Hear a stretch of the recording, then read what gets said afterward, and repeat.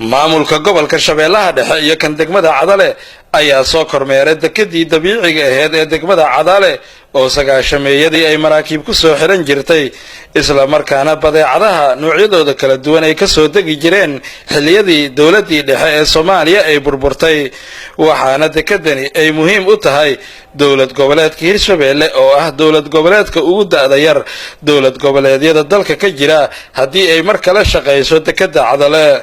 ganacsade Maxamuud Maxamed Cali Sow Kurdi ayaa mas'uuliyiinta maamulka gobolka u sharaxay xilliyadii ay shaqeyn jirtay dekadani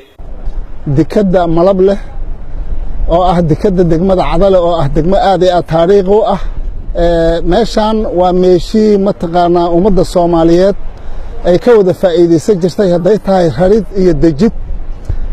waa dekad aad iyo aad dabiici u ah waa dekad aad iyo aad adduunyada taariikhdeeda laga helo waa dekad laga faa'iideysan karo maanta Hirshabeellena waxay u tahay guul in dekada degmada Cadale ee malab leh ay tahay dekad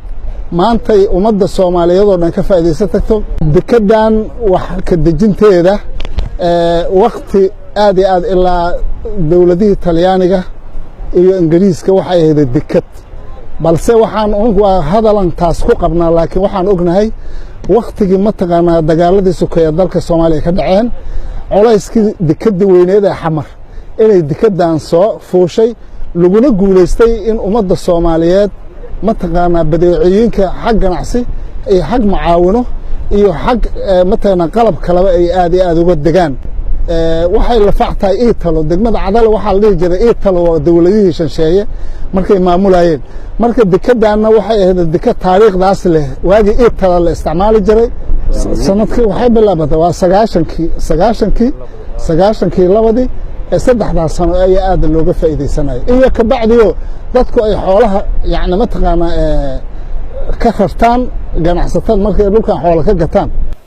gudoomiyaha maamulka gobolka Shabeellaha Dhexe Axmed Meyri Makaraan iyo gudoomiye ku xigeenka maamulka degmada Cadale ayaa sheegay in kormeerkooda uu ku aadan yahay u korgelida dekada Cadale maadaama dawlad goboleedka Hirshabeelle ay u baahan tahay dekad xilligani waxa halkaan nala taagan gubernatooraha gobolka Shabeellaha Dhexe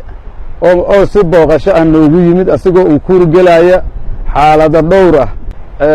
loo baahan yahay oo dawlad goboleedka Hirshabeelle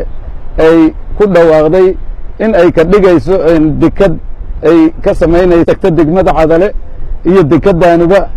dekadii dabiiciga ahayd ee degmada Cadale ee caanka ku ahayd muddadii dhibaatada jirtana maartay ummadda loogu adeegi jiray waxaan kormeerka ugu soo sameynay dekadan maadaama uu maamul cusub u dhismay labada gobol maamul goboleedka Hirshabeelle inaan maaragtay waxaan rajaynaynaa hadduu Ilaahay yiraahdo inay naqdaan maamulkaas meeshii ugu horeyso ay maaragtay tilaabta ugu horeyso ay ka qaadi doonaan maadaama ay maamulka haddii uu dhismay ay u baahan yihiin dekad iyo maaragtay meel ay maamulkaas lagu horumariyo loo baahan yahay in dekadan ay tilaabaha ugu horeeyo ay qaadi doonaan inay dekadan ay maaragtay dib u soo celi doonaan adeegeedii iyo dhismeedii horumarinteedii ayaan anagana maalinta ku soo gaarnay inaan soo booqano waa wax aad iyo aad loogu farxo dekadan maadaama ay tahay horeyna bulshada Soomaaliyeed loogu adeegi jiray Ismaaciil Cabdulle Sabriye Universal TV degmo xeebeedka Cadale gobolka Shabeellaha Dhexe